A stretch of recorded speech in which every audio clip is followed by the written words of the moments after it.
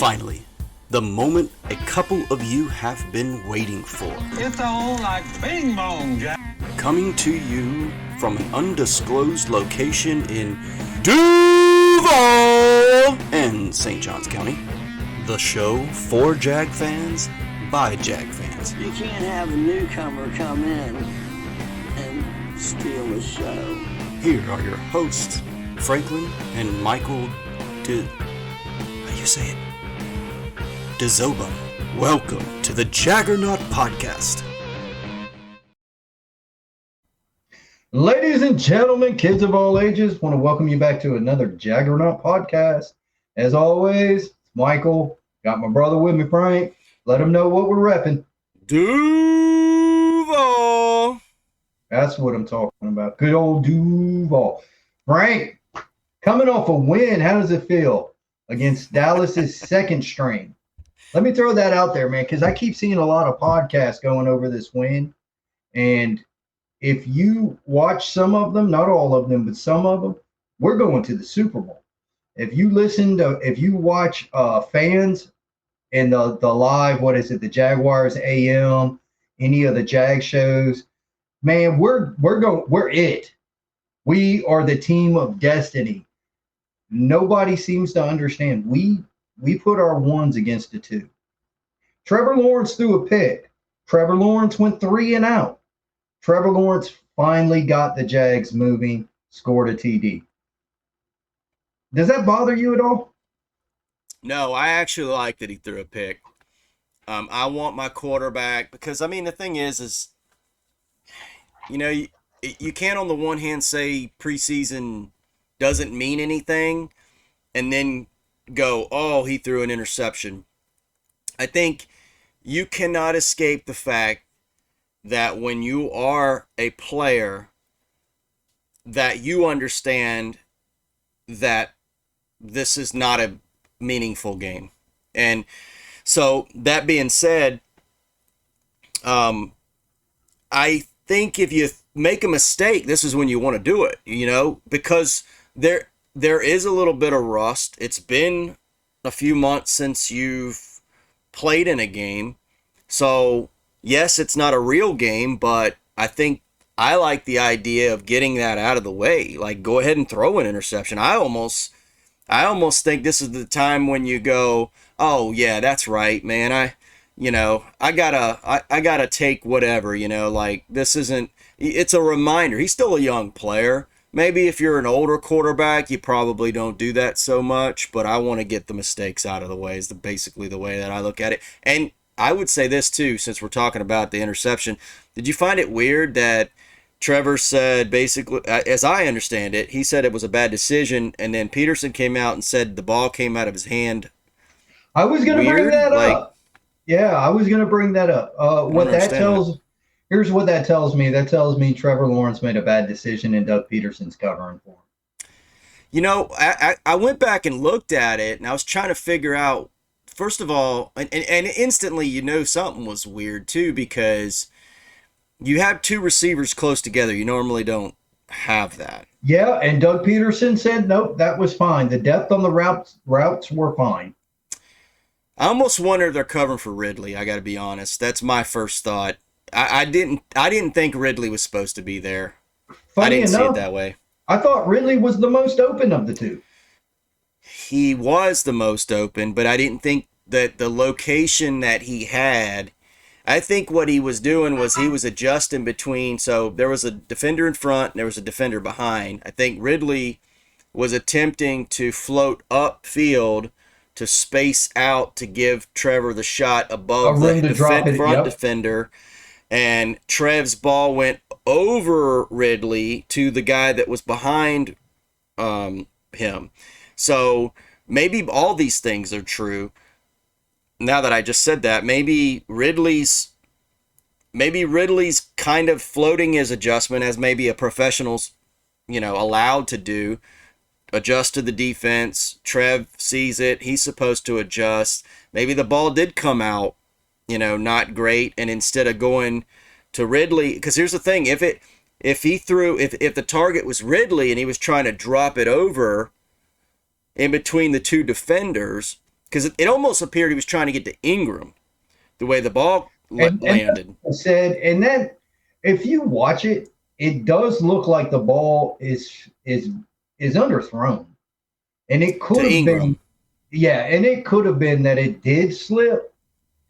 It didn't look like a duck, and I thought personally, when you're going to do something like that, you stop, set your feet, and fire. And he threw it on the run, kind of not even off his back foot, but in sort of somewhere in the half stride area, and tried to just use arm strength to get it there, and maybe just miscalculated a little bit. But I agree. I'm not worried. I am not worried at all about Trevor Lawrence. I think he'll be fine. I'm not worried about the receivers. The run game, did that bother you at all? Did the offensive line? What else bothered you? Well, I'm glad you brought up the run game. Yeah, absolutely. Well, just real quick on the throw, the reason why I'm leaning toward him thinking he's going to Ridley, and if the ball came out bad, because what have we seen? Even remember the first, and I think this is probably your memory too, but there was like maybe the first highlight catch for Ridley in the training camp was this amazing catch where he's reaching up, and my thought was, why does he have to reach up for that ball? Why doesn't Trevor have the ball down? So I feel like when Trevor misses a lot of times, especially early on, they're high. So if that being the case, that may be what we saw. He was trying to get to Ridley. He probably tried to put some touch to it. It came out wrong, and it sailed, and that's that. But yes, that's the biggest problem I have with the team is we had an issue last year with the running game in regards to short runs. Like when we need a yard, we can't get a yard. And we've brought this up before. We brought it up, I think, was it last podcast, because we were talking about the offensive line and the T-shirts. They're talking about the 31st, whatever. And it's like, your offensive line cannot push people a yard. And we saw it again. We saw it again multiple times. Against Dallas's twos. Okay, so on that too, there were some ones that played, not the main ones, but there are some ones that were played. They didn't play all their twos, so I don't think it's exactly fair to say two on defense. But two sprinkled in. No, that was not their frontline defensive line starters for sure all the way across. And yeah, they couldn't push them. And this is the thing that we saw. And even with Anton Harris, when we can talk about that, and he played well. He played really good, actually, for a rookie.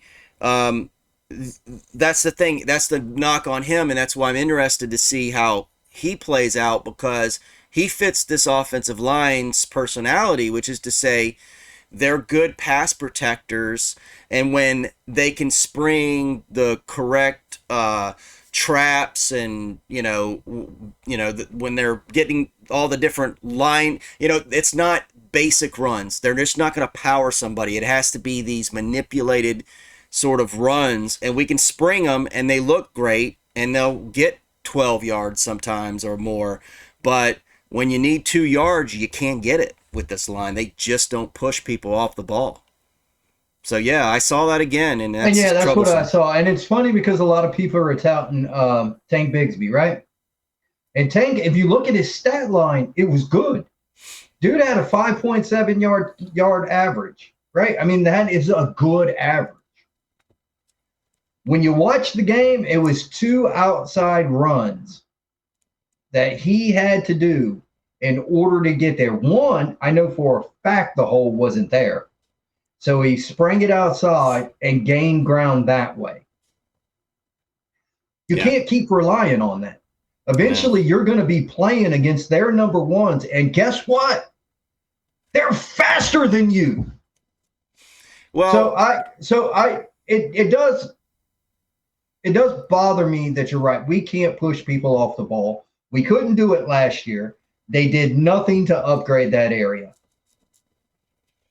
Yeah, I think those are drive killers. I mean, they can be, yeah. I mean, a lot of times, because you're talking about coming on a 2. 3rd and short, and you're thinking all we need's a yard. Okay, let's get a yard, and then if you get nothing on when you need a yard, are you going for it on 4th and 1? Ask yourself this too. Think about this. And to your point, they could be drive killers. Well, why are they not more often? Because Peterson goes for it on 4th and then what does he do a lot of times? Think about all the plays we did last year. Bumps outside. I mean, that happened in the playoffs, right? Yep. They bumped the stuff outside.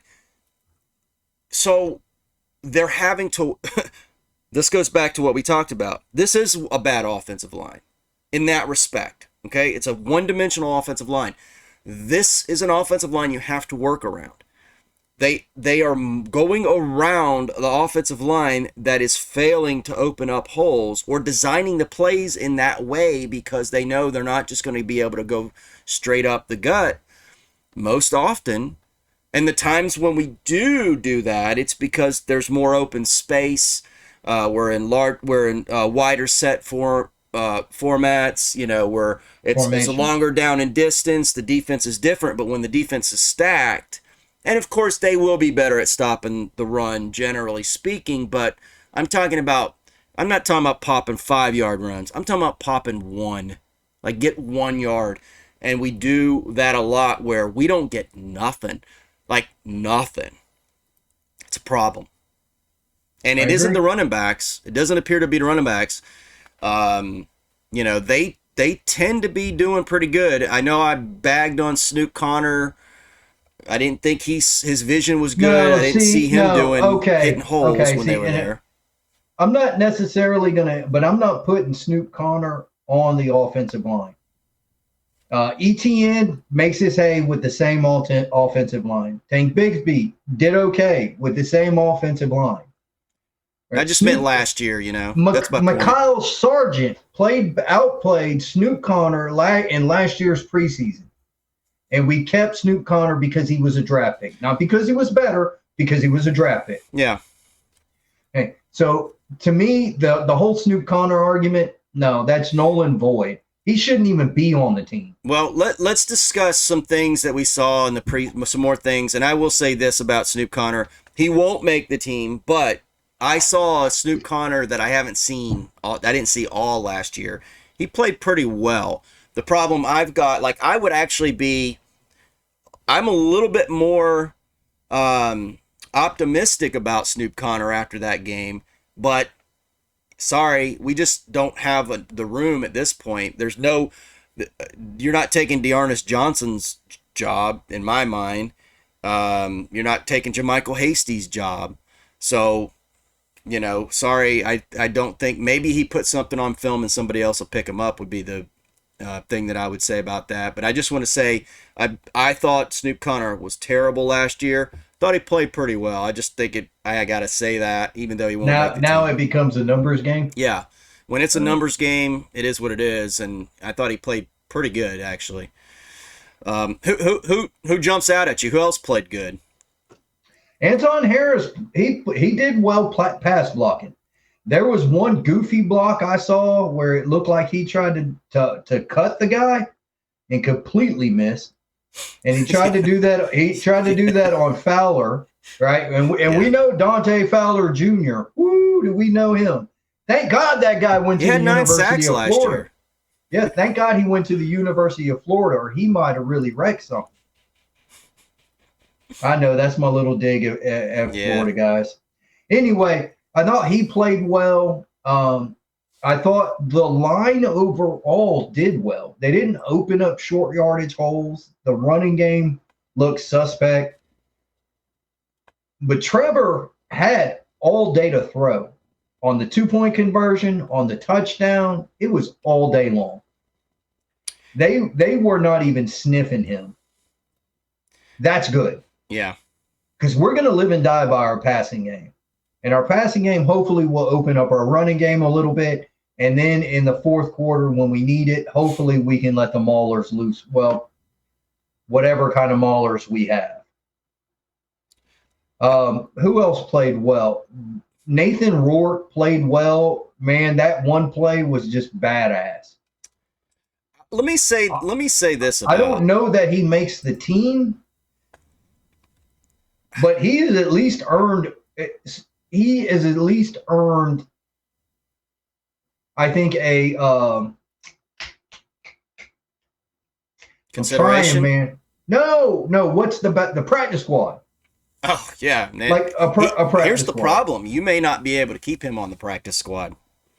Honestly, here's the deal. I went back and looked at The his stats. play. He played good the whole game, man. It wasn't just that. Like he could get better, but you could say this of a rookie. I mean, this is just like normal. He could get better from in the pocket in the sense that he he if he got better at seeing the field, releasing the ball quicker, he wouldn't have to make these amazing looking things. But if you go back and look, there was another play that he made where he was like the pressure was on him. I trying to remember the play, but he basically came out of the pocket, avoided a sack, was sort of falling down through a dart, and I want to say I can't remember who it was he threw it to. It wasn't one of the Kevin Austin drops. It was I think it was another guy who dropped it. But I mean, it was like right there, and the defender was on him, so he threw like a really good pass. There was, if you go back and look, he played a really good game. It wasn't just that one Play. play. He played a really good game. Is So he I'm pushing like, CJ ooh. Beathard? Is he pushing CJ Beathard? In my mind, yes, because if you Yeah. have to play Bethard, your season's done. That means Lawrence is out, right? So I just don't know the dynamics. Like, does Bethard bring? I don't understand the quarterback position because they always say, or sometimes there's this guy that's there that's some sort of help to the real quarterback. He's got the headset on and he's in he's in the QB room every day, and he's almost like a second coach and a go between the QB. So that maybe that is CJ, and that intangible is so valuable you don't want to get rid of CJ. I heard somebody said that there's a new rule where you get an additional third quarterback Get for three no. quarterbacks. Yep. So if that's the case, then that's just in time because I really want to keep this guy on the field to see what we've got. Because this guy could be something. I mean, you never know. It could be another Rob Johnson situation where he turns into something, blossoms, and we don't need him, so we can trade him for some picks. Does it bother you that Washington got no catches? Parker Washington, he didn't get any Yep. catches. Nope. They had him back there returning punts, but he got no catches. I thought he did catch a pass. It was Nope. okay. Um, no, he's a rookie. I liked what I saw out of him. I mean, he wasn't Okay. as dynamic as some of the other guys, but I'm not. He looks big to me for some reason on the field.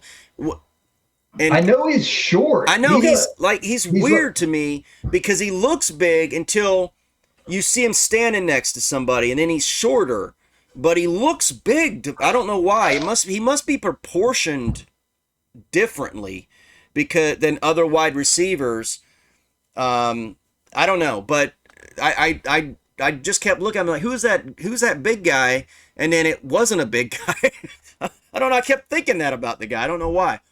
So maybe he plays big. I don't know. He's got a big presence or personality. I don't know. so who did any of the receivers impress you outside of our starters? Well, everybody's pointing at, and I agree. I think is it Seth Williams and Elijah Cooks?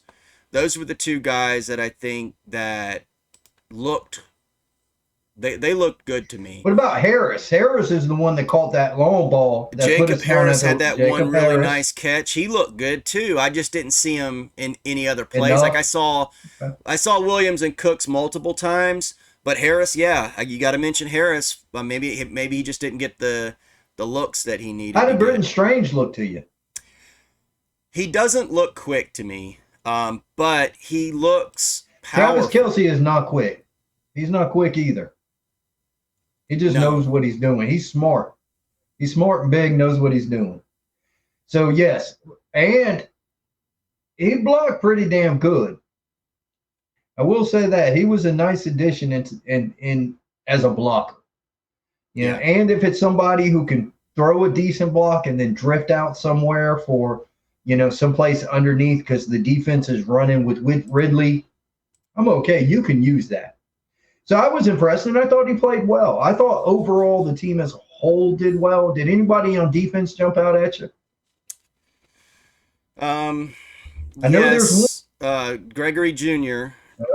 And it's weird too because somehow it's escaped my notice that he's been playing really well in camp. Is this something that you've been hearing this whole time? I've heard a lot more ups than I've heard downs. But he's gotten beat, but he's gotten beat by like Ridley and by Kurt. And Yeah, so it's like, well, even Zay Jones has beat him once or twice. right, It doesn't seem to be that chess match a lot of times. But if our receivers are what we think they are, right. then when we put them up against their number two or their slot guy, we may win some of those matchups because he's so used to dealing with our guys. Yeah. I'm trying to remember there's the one guy, and I had to get rid of my notes because I think it's affecting the video here. There was one guy who Give me the position. corner. I'm still on corner. Oh, There was a okay. guy who made a break on the. It's one of the new guys. He made a break, almost had a pick six. I don't know if you remember the play. It was they were behind. They were. It was the Cowboys were in, close to their end zone, not too far, around the 20 or so, and they tried a quick out route, and this guy jumped the ball, had it in his hands. I mean, if he'd got, but I Caught was it. impressed with the recognition for a young guy, like no, and the speed to get there, to get in the. I mean, he deflected the pass. And man, if he'd have caught it, he would have been a pick. It would have definitely been a pick six. So that guy jumped out at me for that one play. I'm trying to think. What the one guy he kind of jumped out at me. Asir Abdullah. He looks bigger too. Maybe just everybody looks bigger to me. I don't know why, but It's them teal colored glasses, man. maybe because it well, and I think the thinking is that these are the guys that are the small guys. Yasir Abdullah is the undersized, Speedy guy, yep. speedy Denver guy, corner, and I speedy look guy. at the guy and I think, well, he's pretty stocky looking actually. Um, and I was fine, he looked like he could turn into something. I could see that. Jordan Smith looks big. I mean, he is big. He looked good against the run. He had those two tackles for losses. So he looks like somebody that could come in and sub for Right. our. But the problem I've got is that he's like what we already have in Trayvon and Josh, which are these big defensive end-ish guys playing outside linebacker, but they're not super sudden and they don't necessarily have great moves to get to the quarterback. I would say this: we appear to be able to stop the run based on what I'm seeing. Um, Devon Hamilton. That dude played damn good. Devin Lloyd was yeah, always around the ball. So that yeah. was nice to see. That was really nice to see. Our backups, though, they got eaten up by Shaq that little Quarterman guy. didn't have a great Yeah. game, No, he got eaten up by which Dallas. sucks because he's a hometown guy, Yep. and you really want to root for him. I don't remember seeing Ventrell Miller out there. There was another guy out there that I saw a lot, and I don't Jeff Chandler, I forget his name, like 57, I think, and he was playing middle linebacker. He got completely steamrolled by. Of course, it was an offensive lineman on a Linebacker. screen. That just he just was. It was like he wasn't even there. He didn't get. But he looks pretty fast. He looks kind of big, a little lanky, but I don't think he'll make the team. People are talking about Ventrell Miller, but I don't remember seeing him. Couldn't tell you what he did. I thought everybody's been bagging on Caleb. Okay, I thought he played okay. Now, he didn't show up in the stats once again, which is like his thing. No tackles, no nothing. But he looked close almost every time. Like he looked fast to me. He looked like he was getting close to getting to the quarterback, and on the heels. So while everybody's saying Chason had this terrible game, I'm looking at it a little differently, but the Jags did bring in Jadeveon Clowney, so I'm thinking, well, maybe they think he had a bad game too. I don't know. Or maybe they were hoping to see something that they didn't see. Interesting you brought that up, sir. So earlier, when that news broke, you put it out there, and I responded that I'm glad he didn't get a contract because he's a locker room cancer. That's what I've heard. That's my opinion on the guy. I heard it goes back to when he played at the Texans, which is really when he was first drafted. Right. That he has been basically just an average turd. So he's an average ball player at his position, and he's a bad guy in the locker room. So why would you want that? I didn't like the fact they brought him in, but I'm all right. If you're going to kick the tires on people, go ahead and kick the tires. Go ahead. That's fine. But if he joined the team, I mean, he would be a Jag, but damn, I'm not sure I'd root for him. I'd have a hard time with him. Well, like I really said, I didn't know this about Jadeveon. I obviously understand he's the number one. It was the number one overall pick, if I remember right. Or if he wasn't, he was close. And the thing about him that bothers me, so one, again, I don't know what they see in the team that makes them think now they want to kick the tires on somebody when almost everybody's been saying, you did lose one of your best pass rushers in the offseason. Maybe, and especially once Evan Ingram signed long term, you thought, okay, now they're going to go kick tires and have conversations with some of these veteran defensive ends that are sitting out there. Jadeveon Clowney would have been one of the last ones I would have thought of. That's not even me knowing what you're saying. That's just me knowing the type of player he is, which is what we already have, which is a guy who's stout against the run, but not sudden when it comes to the pass.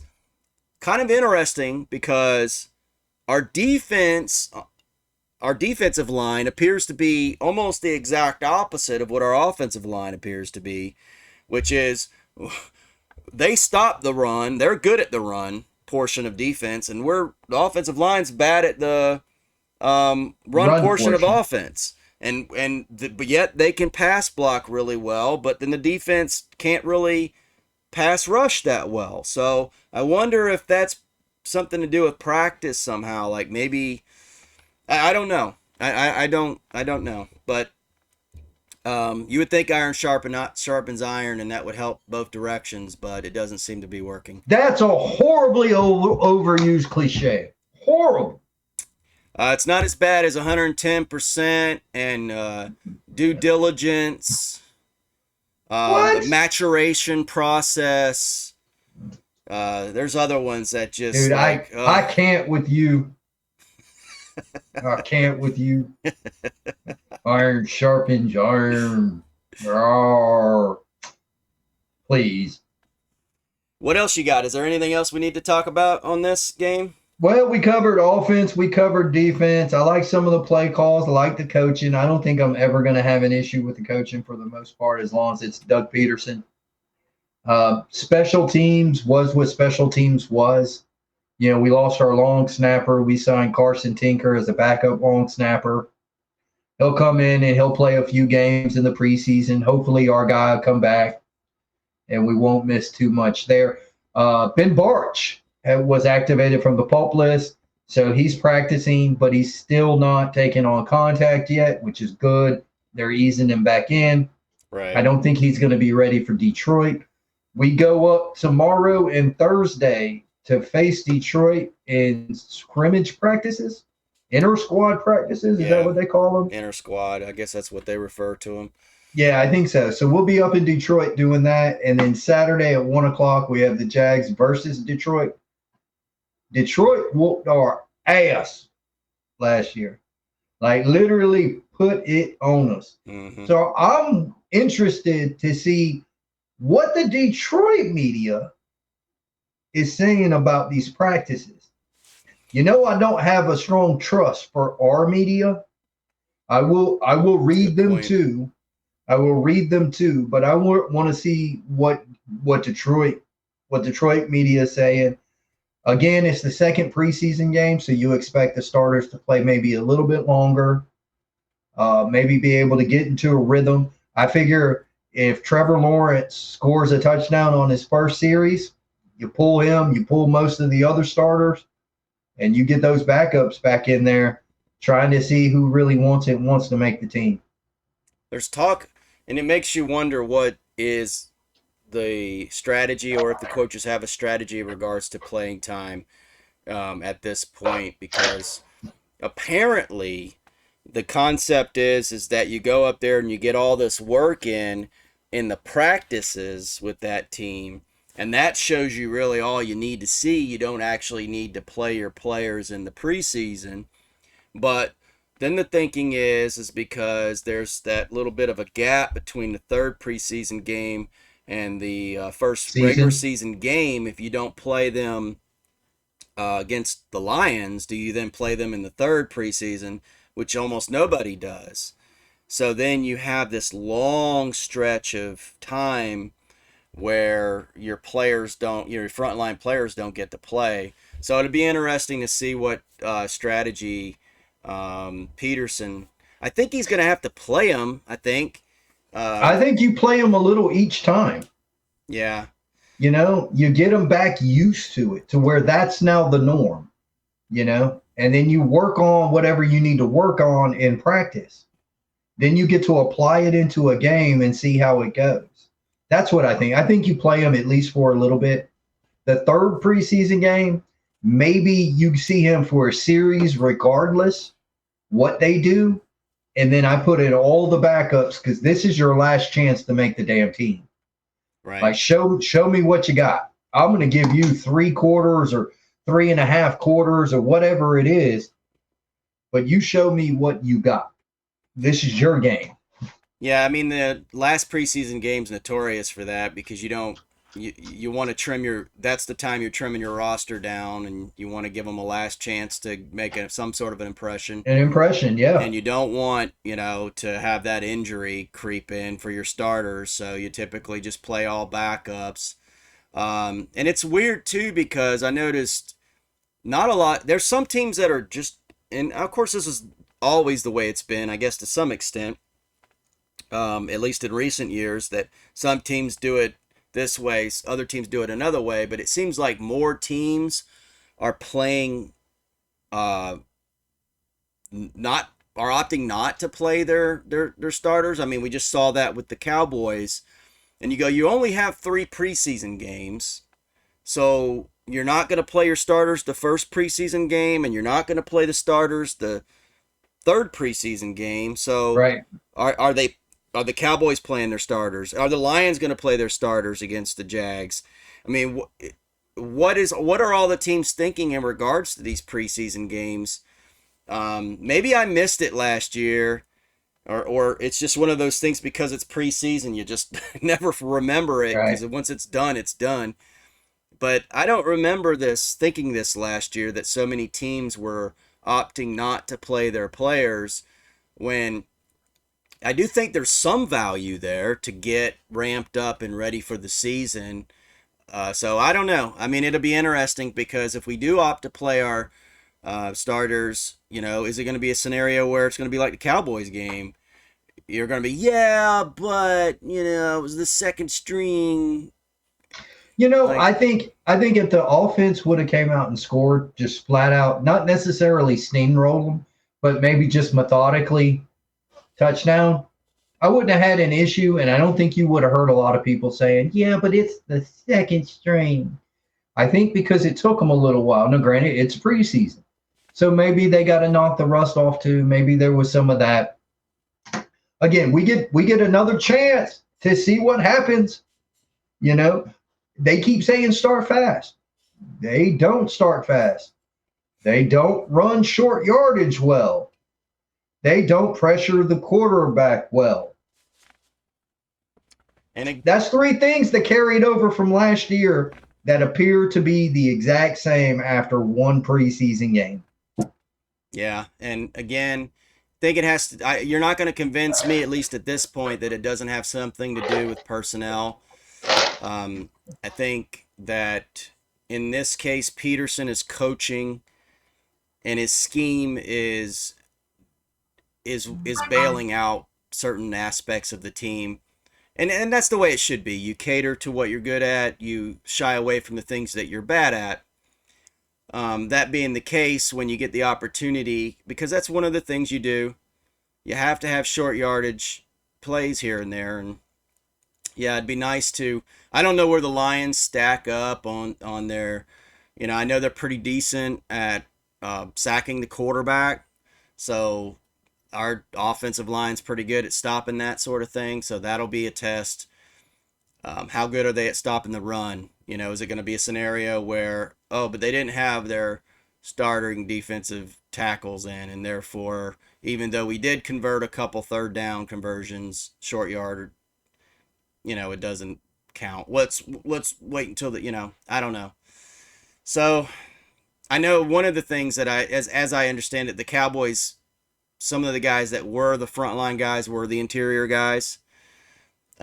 So if that gives us any hope, that maybe they stymied us, but it wasn't the second stringers necessarily doing it. I don't know. It happened all game though, so that's the problem. I don't know either, Frank, but I'm looking forward to the matchup this week. And we this got is the football thing too. On Thursday night. This is the thing too. This is what it's about, right? It's just, you're going to have issues here and there, and the hope is that they start to iron some of these things out.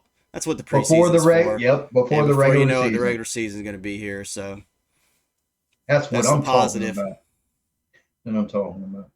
All right, well, ladies and gentlemen, I want to thank you for joining us tonight as we gave a short little recap. It's supposed to be a short little recap over the last preseason games, but ultimately they don't mean anything. If they played real well, there's always excuses why and reasons why. If they played real bad, there's always excuses why and reasons why. All you want to see is start to see some consistency. You want to see the team start to build and get better at the things they don't do well while maintaining the things that they do well. So that's what we want to see coming up. And they stayed relatively healthy. That's the thing. That's another thing, yes. Bears repeating. Knock on wood. You said, yep. Even if that's like particle board, you knock on it. That's real wood, son. Oh, okay. Well. All right. Well, thank you for joining us. Duval, go Jags.